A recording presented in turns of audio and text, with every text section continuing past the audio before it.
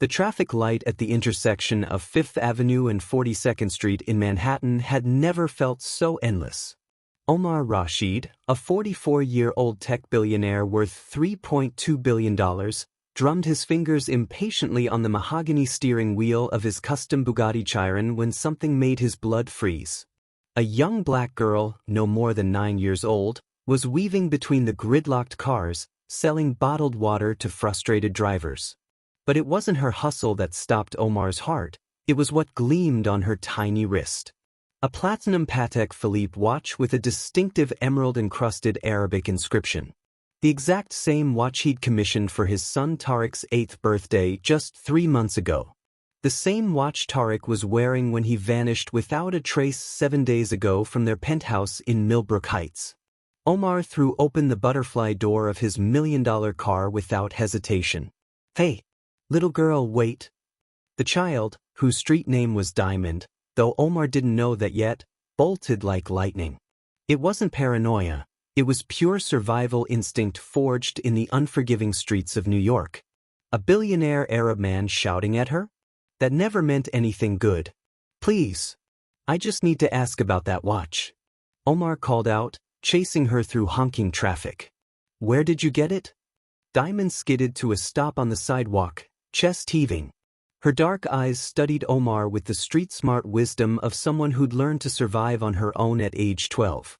"I didn't steal nothing, mister. I swear on my mama's grave." "I know you didn't steal it," Omar said, fighting to steady his trembling voice. "That watch, it belonged to my son. He's been missing for a week." Diamond hesitated.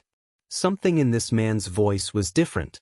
It wasn't anger or accusation, it was pure, desperate anguish. "I found a little boy," she whispered finally. "He was hurt real bad, hiding in an old warehouse in Queens. Thought he was gonna die, but he gave me this and begged me to find his daddy." Omar's world tilted on its axis. Where is he now?" "I've been taking care of him for 3 days. He's alive, but..."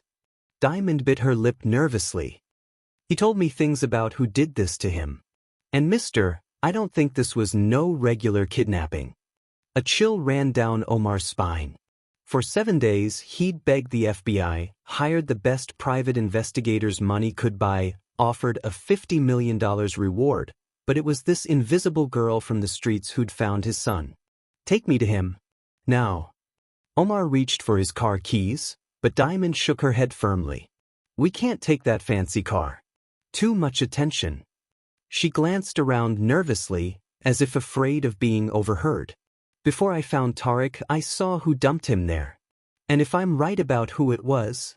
She paused dramatically. "She ain't gonna like us interfering." Omar stopped cold. "She..." Diamond looked him dead in the eye. "It was a woman he knows. Someone you trust completely. And from what I heard her saying on the phone while I was listening, this whole thing was planned to destroy you too." What Omar couldn't possibly know was that in the next 48 hours, he would discover that the woman closest to him had orchestrated not only Tariq's disappearance but also a calculated assault on his entire business empire, and that this forgotten girl from the streets would become his most powerful ally in a revenge that would shake the foundations of corporate America. If you're already hooked by this story of betrayal and corporate warfare, hit that subscribe button because what Diamond overheard about the kidnapper's true identity will leave you absolutely speechless. ***. During the tense 50-minute subway ride to Queens, Diamond shared details that made Omar's stomach churn. Tariq had been held in the basement of an abandoned textile warehouse for 4 days, dehydrated and traumatized, with rope burns on his small wrists. Most disturbing of all, he kept whispering the name Aunt Yasmin through his tears. Yasmin Al-Mahmoud, Omar's business partner for 12 years and his late wife's best friend. Tariq's godmother, the brilliant Harvard MBA who'd helped build his tech empire from a startup in his garage to a Fortune 500 company. The same woman who'd held Omar when he'd broken down at his wife's funeral 3 years ago. The same Yasmin who'd insisted they upgrade their security systems just last month, claiming she had bad feelings about their family's safety. "Here," Diamond whispered, stopping before a graffiti-covered brick building in an industrial district of Queens. "He's in the basement. I brought him some McDonald's and water, but he barely touches anything." Omar followed her down creaking wooden stairs, his $2,000 Italian shoes echoing in the damp corridor. His heart hammered so violently he was certain it could wake the dead. And then he saw him. Tariq, his 8-year-old son, huddled on a filthy mattress in the corner, clutching a stuffed tiger Omar had never seen before. When Tariq lifted his face, Omar saw dark circles under his eyes and a haunted expression no child should ever wear, the look of someone who'd witnessed unspeakable things. "Baba!" Tariq's voice was barely a whisper. Omar rushed to him, gathering his son carefully in his arms as if he were made of spun glass. "I'm here, Habibi. You're safe now. Baba's here." But as he held Tariq, Omar's mind raced with terrible questions. How had Yasmin known exactly where to focus the search efforts? Why had she suggested bringing in private security at this exact moment? And what kind of monster betrays a child's trust like this?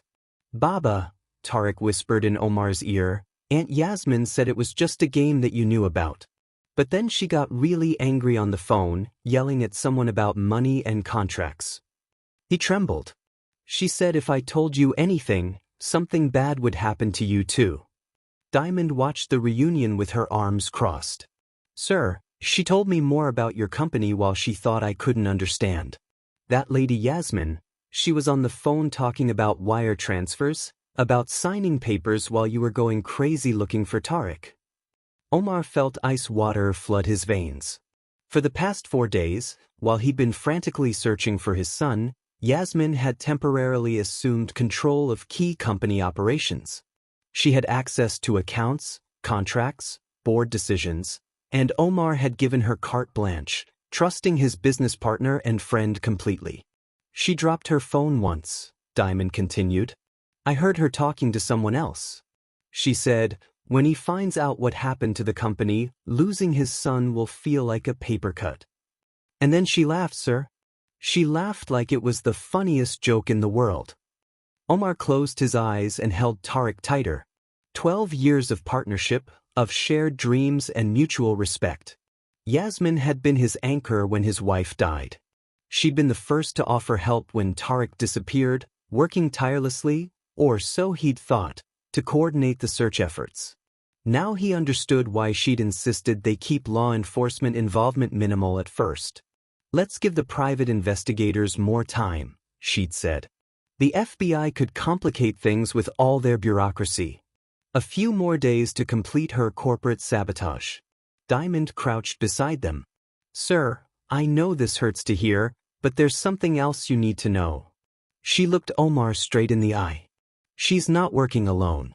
Yesterday when I brought Tariq some food, I saw her meeting with 2 other people in expensive suits near the building. One of them I recognized from the news, that senator who's always talking about family values and ethics." Omar's world began to collapse entirely. This wasn't just personal betrayal. It was a conspiracy involving powerful political figures, and he'd been the perfect target. A grieving widower, completely focused on his business, trusting those closest to him without question. But as he held Tariq and looked at Diamond, a girl society had rendered invisible, yet who'd been the only one to truly help his family, something crystallized inside Omar. The anguish was transforming into something far more dangerous. Cold, calculated determination. "Diamond," he said quietly, "do you want to help me bring these people down?" The girl nodded without hesitation.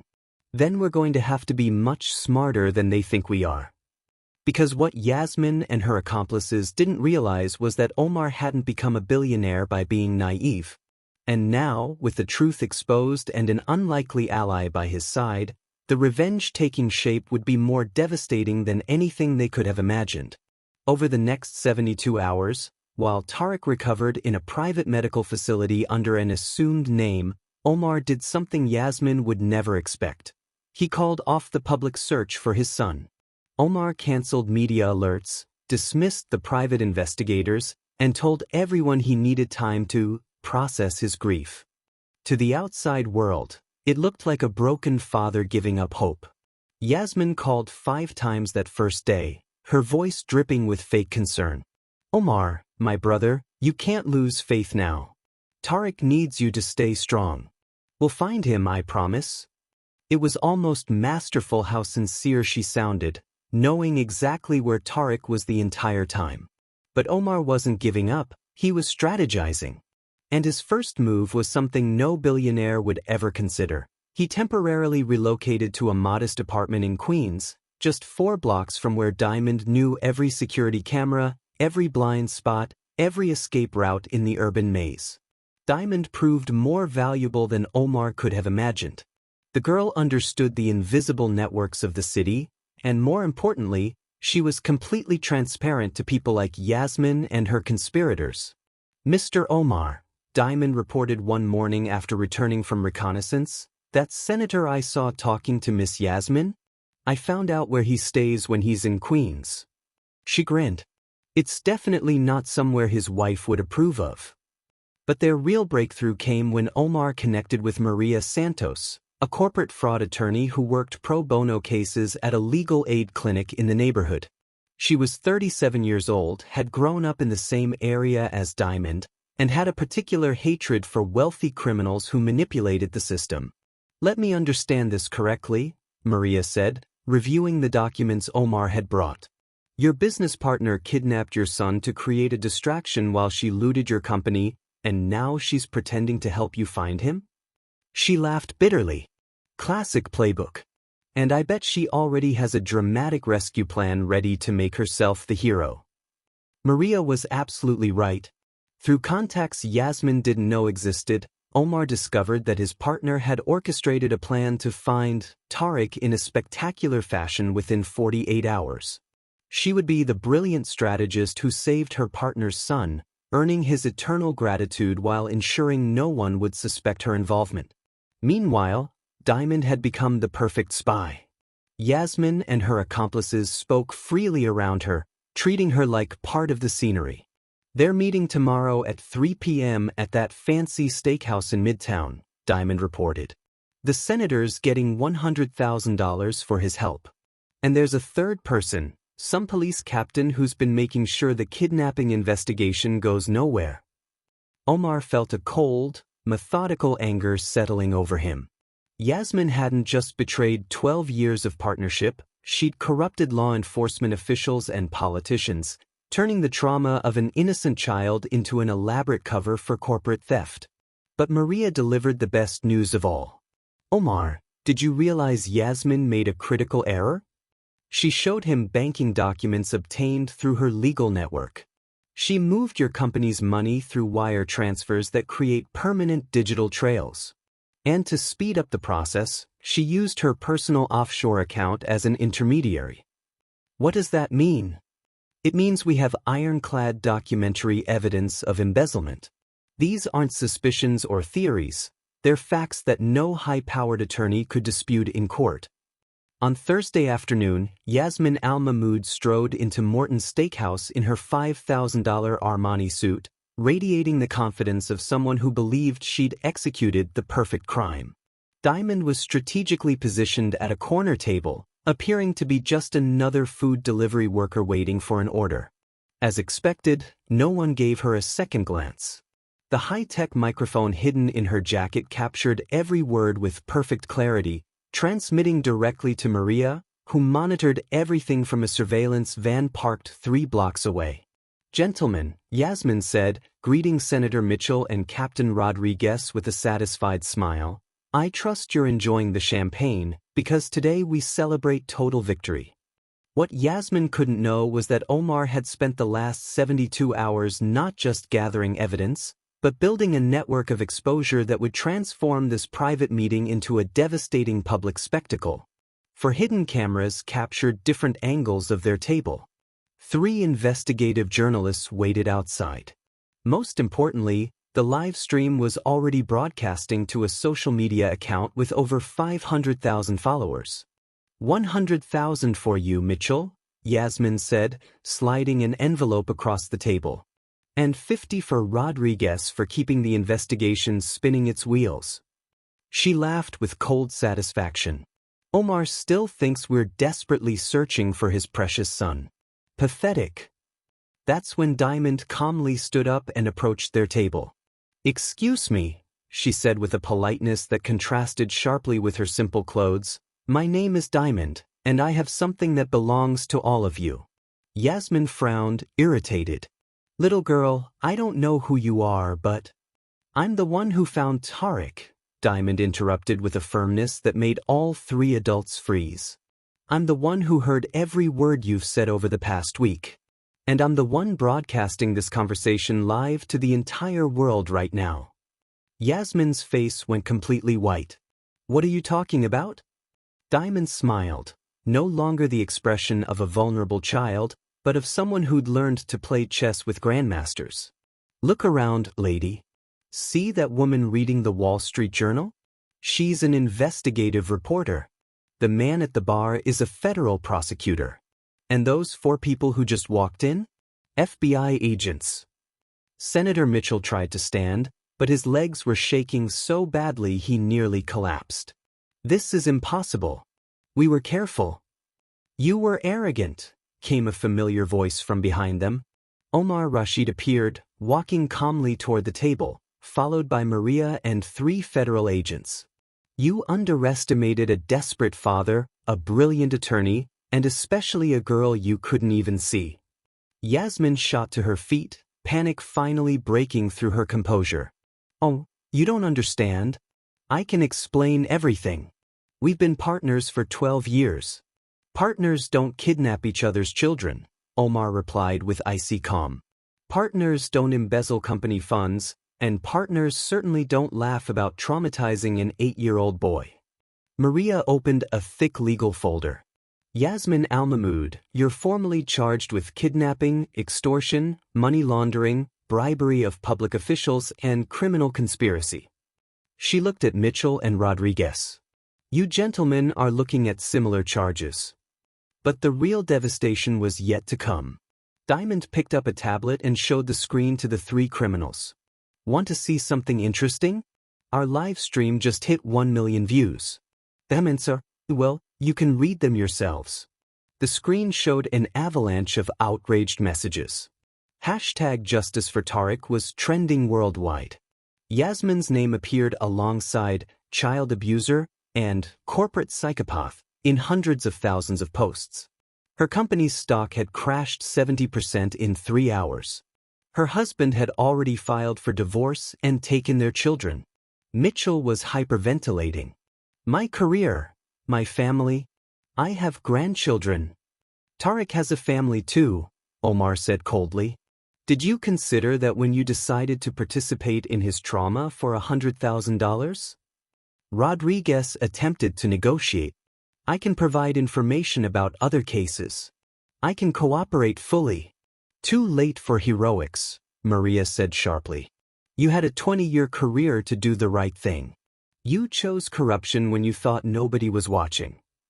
As the 3 conspirators were handcuffed, Yasmin made one final desperate plea. "Omar, please. Remember everything we built together. You were the best man at my wedding. This can't end like this." Omar stared at her for a long moment. "You're right, Yasmin. This can't end like this." He paused. "This has to end with complete justice." Then came the final blow. Maria produced another document. "Yasmin, remember those offshore transfers you made? Well, it turns out that wasn't just evidence of embezzlement. It was evidence of massive tax evasion." She smiled grimly. "The IRS wants to discuss your tax returns for the past decade.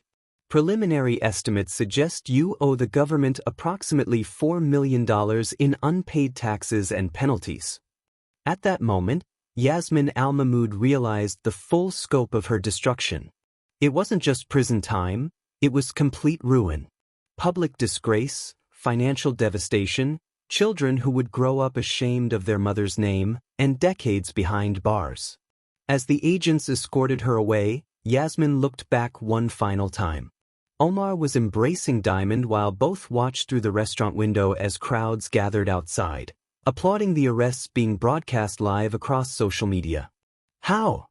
Yasmin whispered to herself. How did a street girl and a desperate father destroy me so completely?